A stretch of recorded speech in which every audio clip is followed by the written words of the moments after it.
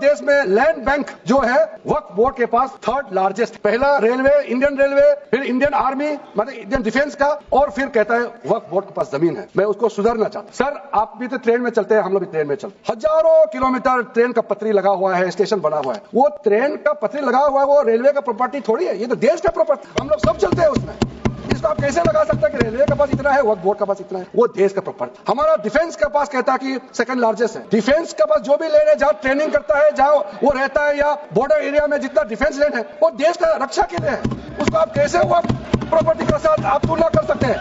वक्फ property private property होता है sir. तो इसलिए दुनिया में सबसे ज्यादा वक्फ प्रॉपर्टी हिंदुस्तान में है, सिर्फ हमारा देश में ही नहीं, दुनिया का सबसे बड़ा और सबसे ज्यादा वक्फ प्रॉपर्टी हिंदुस्तान में है। तो फिर ये क्यों है 60 साल तक आप सरकार में रहे हैं, हमारे देश में मुसलमान इतना गरीब क्यों है? जब दुनिया का सबसे ज्यादा वक्फ प्रॉपर्टी हमारा देश में है, तो हमारा गरीब मुसलमानों का पढ़ाई के लिए, मेडिकल ट्रीटमेंट के लिए, स्किलिंग के लिए, इनकम जनरेशन के लिए क्यों काम नहीं हुआ आज तक? बताइए।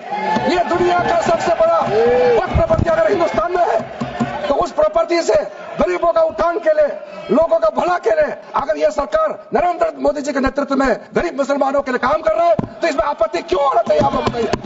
इसलिए सर इसको धर्म जाति से बाहर उतर करके सबको सीधा सीधा अपने दिल से पूछ करके आप सोच के देखिए कि आप जो लोग आज इस बिल को विरोध कर रहे हैं, आज 1 साल 2 साल नहीं, सदियों तक हमारा देश उसको याद रखेगा कौन इस बिल को समर्थन कर रहा है, कौन इस बिल को विरोध कर रहा है।